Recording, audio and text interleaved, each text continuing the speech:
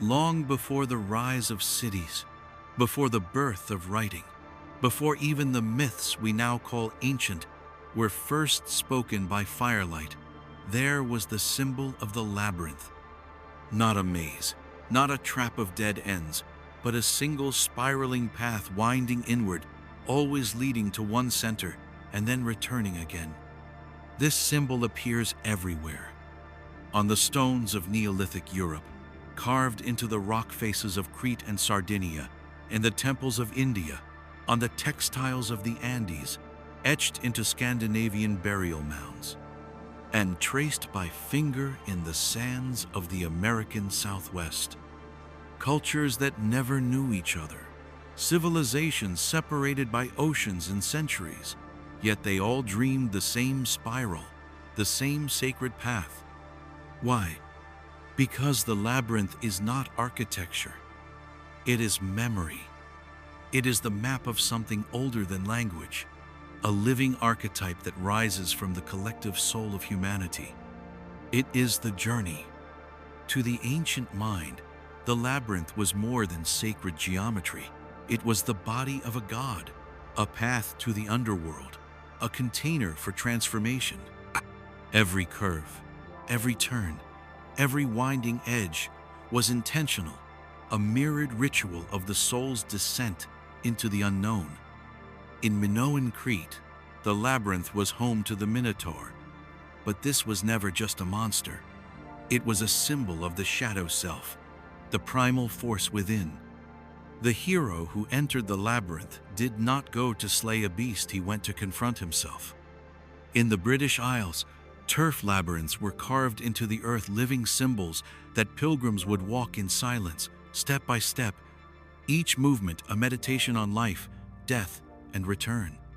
In India, the Chakravyuha, a labyrinthine military formation, was mirrored in temple designs, reminding initiates of the inner battle required to pierce illusion and reach the divine center. In South America, labyrinth forms appear in pottery, textiles, and ritual sites tied to the spiral movements of nature, of stars, of consciousness. The labyrinth was always a threshold. It was built at the edge between worlds, between states, between what was and what would be. It was walked not for escape, but for encounter. To step into a labyrinth was to step out of time, out of thought, out of self. It was a ritual. Every step inward was a letting go, every turn a surrender, every curve a soft dissolution of certainty. There was no way to get lost, only to face what waited at the center.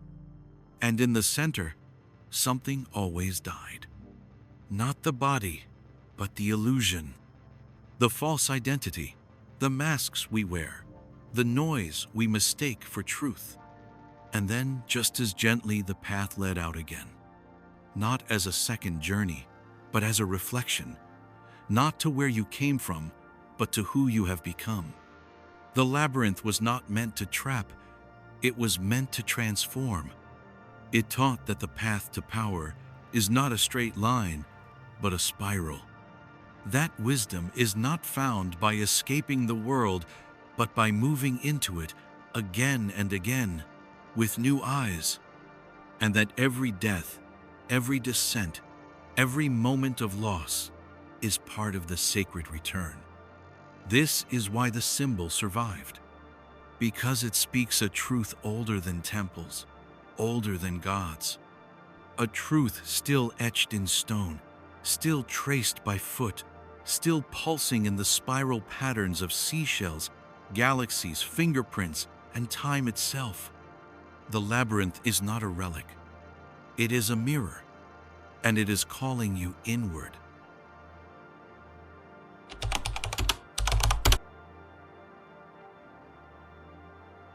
To walk a labyrinth is to descend.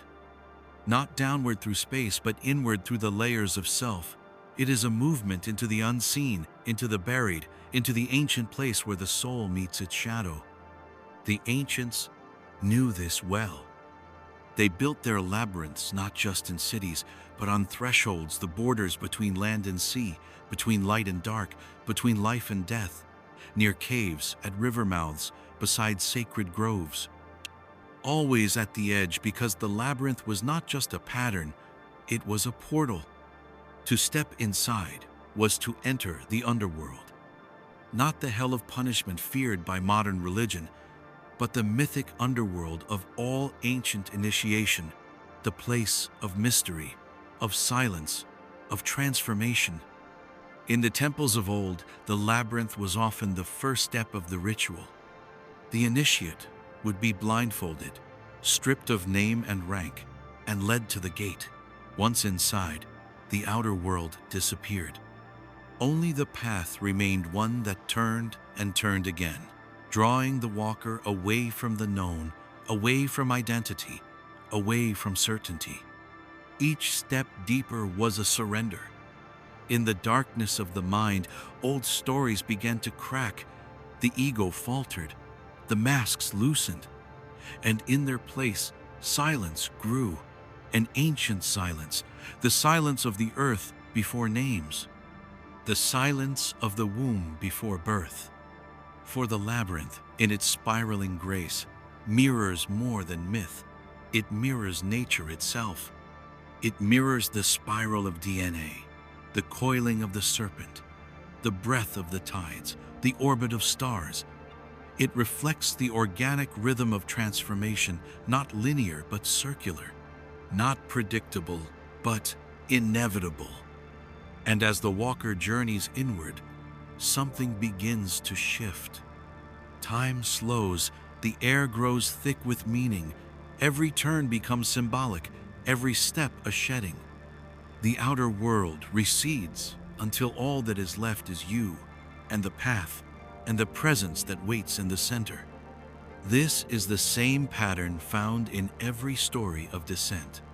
Inanna entering the 7 gates of the underworld, Orpheus crossing into Hades to find his beloved, the shaman journeying through darkness to meet the ancestors, the dreamer diving into sleep to speak with the soul. It is a descent that must be made alone, for no one can walk your labyrinth for you, and no one can tell you what waits in its center, because the underworld is personal.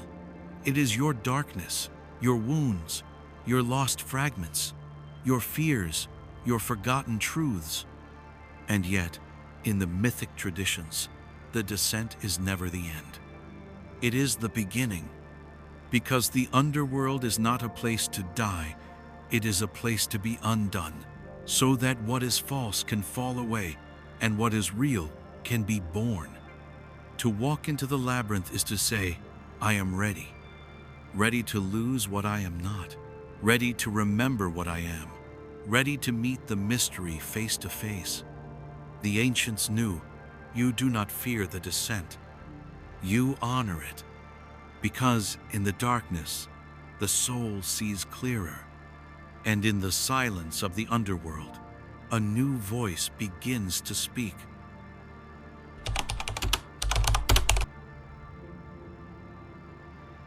There is a hidden truth woven into every curve of the labyrinth, a truth older than language, older than kings and gods, a truth that pulses beneath stone and soil, silently remembered by the earth itself.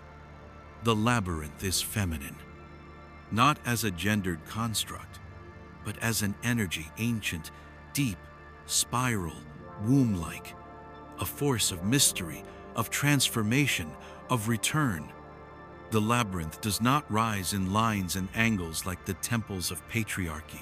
It curls inward, it invites, it enfolds, it does not conquer, it receives. This is why the ancients associated the labyrinth with the Great Mother. The feminine was not weakness. It was the matrix of power, the generative void from which all life arises and to which all life returns. And the labyrinth was her sacred symbol. Look closely. The entrance into the labyrinth mirrors the birth canal, a narrow threshold leading into the spiral core, just as life moves through darkness before the light. And to walk the labyrinth was to mimic that sacred motion to return to the inner chamber, the center of origin, the womb of rebirth. This is why so many labyrinths were connected to rites of fertility, to goddess temples, to seasonal rituals of regeneration. In Minoan Crete, the labyrinth was not simply the prison of the Minotaur. It was the dance of Ariadne, the spiral of life and death enacted on temple floors. Her thread was not a rope, but a path, the subtle current of divine memory that guided the soul through the spiral of becoming. In India, tantric paths echoed this same pattern. The coiled serpent, Kundalini, sleeping at the base of the spine, spiraling upward through the chakras, awakening divine consciousness through the union of masculine and feminine forces, a labyrinth of energy alive within the human form. And in the cathedrals of Europe, long after the goddess had been silenced, the labyrinth remained, quiet, hidden in plain sight, carved into the stone floors of Christian temples. But it was not Christian. It was older. It belonged to the earth. To walk the labyrinth was to enter the body of the Great Mother, to descend into her darkness, to surrender, to dissolve, to be reformed. The spiral path was not just a symbol, it was an initiation, a physical prayer, a way to step beyond the mind and return to the intelligence of the body, to the knowing held in the blood, in the breath, in the bones. And at the center of that spiral, the most sacred space, the inner chamber, the void, the still point, the womb. It was here the initiate would pause, not to achieve, not to conquer, but to listen, to feel, to die to the old and allow the new to take form. This is the secret the world has tried to forget. That transformation is not linear, that truth is not shouted, that the greatest initiations happen in silence, in darkness, in surrender.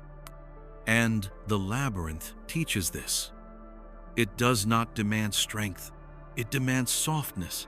It demands trust. It demands presence with the unknown. The masculine path is the arrow, the goal, the fire. The feminine path is the spiral, the mystery, the water. Both are needed, but only one was preserved in stone.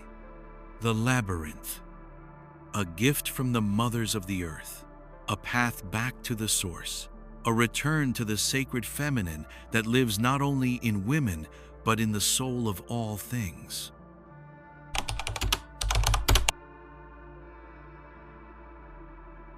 At the end of the spiral, there is a stillness. You walk, and you walk, turn after turn, deeper into silence. The outer world fades until there is only breath, only heartbeat, only the invisible path beneath your feet. And then you reach it.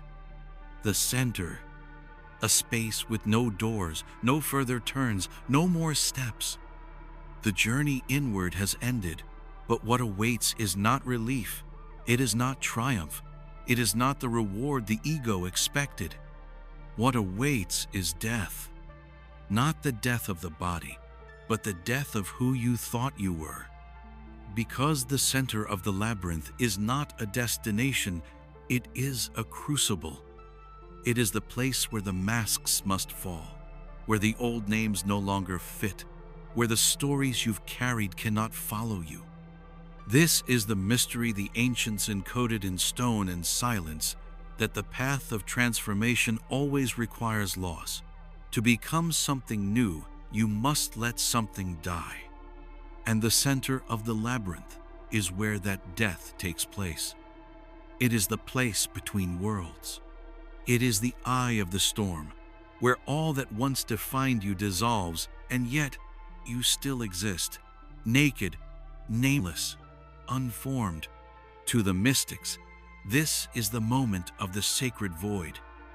In Kabbalah, it is the ayin, the nothingness from which all creation flows. In alchemy, it is the nigredo, the black stage, where the old self is broken down before the gold is born. In myth, It is the descent into Hades, the sleep in the tomb, the night beneath the stars before the dawn. To the uninitiated, it feels like failure, like loss, like silence too deep to survive. But to the soul, it is sacred, because only here can the true self begin to emerge. The center is not a place you stay, it is a moment you endure. It does not give answers. It empties you of questions. It does not reveal light. It prepares you for it. And in that emptiness, something shifts. A breath deeper than breath. A remembering older than memory. Not from outside, but from within. Because in the center, you are closest to the core of all things. You are not the identity you built, not the wounds you carry, not the beliefs you inherited. You are the silence, watching it all fall away. This is why the labyrinth was revered not for its design, but for what it does. It brings the walker to the place where death is not an ending, but a door. And those who reach the center with open hearts do not leave the same. Because though the center offers nothing, it leaves you with everything. It gives you back to yourself, stripped, silent, whole, ready to be reborn.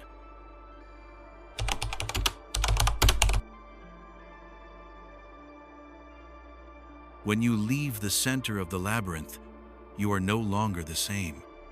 You walk the same path, but everything has changed. You are not walking out. You are being born. Each turn that once led you inward now turns you outward. But this is not a retreat, it is a re-emergence. The spiral becomes the umbilical cord, the path becomes the passage, and every step is a contraction, a wave, a rhythm of return. To the outer world, nothing appears different, but inside you, a great silence has awakened, a clarity that was not there before, a presence that cannot be named, only lived. This is what the ancients knew, that true rebirth does not happen in one moment, but across a journey, a spiral, a cycle, a dance of descent, death, and return. The labyrinth is the mirror of the moon, of the womb, of the tide. And when you walk its return path, you are walking the rhythm of the earth herself. You are remembering how to emerge, not as a mask, not as a role, but as something new. You carry the memory of the void not with fear, but with reverence. You carry the presence of the center as stillness within movement. You carry the echo of your own dissolution as power without arrogance. Because those who have died before death no longer fear life. They move through the world not seeking validation, but radiating truth. This is why in ancient rites, the return from the labyrinth was not a casual walk. It was sacred. It was celebrated. It was recognized as the completion of an inner alchemy. In the Eleusinian mysteries, the initiate who returned from the underworld held a look in their eyes that others could not understand, a light, a knowing, a rebirth that could not be described, only lived. In the myth of Persephone, it is not her descent into the underworld that defines her, but her return. She comes back bearing both worlds, the light and the dark, and from her return, the world is reborn into spring. So it is with every soul who walks the labyrinth. They do not leave it unchanged. They carry it in their breath, in their spine, in their choices. They move through the world with a deeper pulse, a deeper silence, a deeper strength. This is the hidden purpose of the return path. Not to go back, but to go forward as something new. The world does not need more information. It needs transformation. And that begins not in the books, not in the mind, but in the spiral path walked in silence. The path that strips you, the path that remembers you, the path that rebirths you.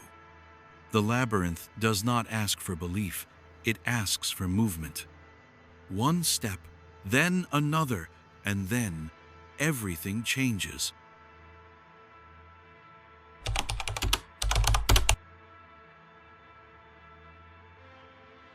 Not all temples have walls. Some are drawn in dust, carved into the earth, laid in silence under moonlight. The labyrinth was never just a design, it was a ceremony, a living rite passed hand to hand, foot to sacred foot, long before it was called ancient. And though its shape survived, its purpose was buried, forgotten not by time, but by force.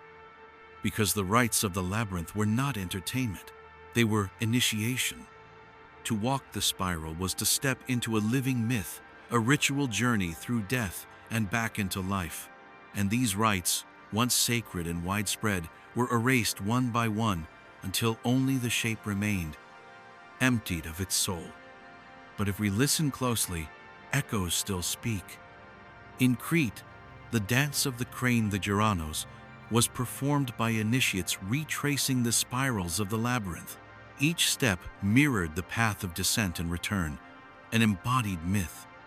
It was not a performance, it was a reenactment of the soul's journey, woven into movement and breath. In Northern Europe, turf labyrinths carved into grassy hills were walked during rites of spring. Couples would follow the spiral path together, not merely for union, but for renewal, a symbolic rebirth of the land and the self, blessed by the earth's turning rhythm. In India, sacred mandalas and yantras, many shaped in complex labyrinthine forms, were walked in meditation, their geometry unlocking shifts in consciousness. The body moved through form, and the soul passed through veils. In the Americas, indigenous tribes carved spirals and labyrinth-like symbols into canyon walls, linking them to migration, spiritual rebirth, and connection with the ancestors. To step into the design was to step into another world. And in medieval France, the labyrinth at Chartres Cathedral was the site of an Easter ritual where barefoot pilgrims would walk the entire path in prayer. It was not metaphor, it was transformation. A movement from suffering toward light, from death toward resurrection. These rites were real, and they were erased. Not because they lost meaning, but because they held too much. Because those who walk the labyrinth do not return obedient. They return awakened. And awakened souls are difficult to control. This is why the labyrinth was silenced. Why it became a decorative pattern, why the spiral was stripped of its sacredness, why the feminine was replaced with dogma. But the earth remembers. The stones remember, the bones remember, and so do we. Because the rites of the labyrinth were never just ceremonies, they were mirrors. They reflected back what we feared to face and guided us through it. And now, in the silence of our time, they are beginning to rise again. People return to old stones. They build spirals in fields and forests. They walk barefoot on ancient paths, not because they understand, but because something deeper calls. A remembering, not in the mind, but in the body, not in the intellect, but in the spiral of the breath. The forgotten rites are not lost. They live wherever a soul chooses to walk the path with reverence. And every step taken with sacred intent reactivates the ancient current. One step, then another, until the ritual breathes again.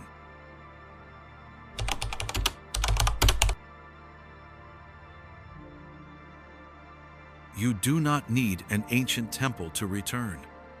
You do not need ruins or stone or myth. Because the labyrinth is not in the past, it is in the present. It is not something to study, it is something to remember. To walk the labyrinth today is to reclaim a rite that never truly died, only waited. Waited beneath your feet, waited in your breath, waited in the quiet whisper that says, there is more.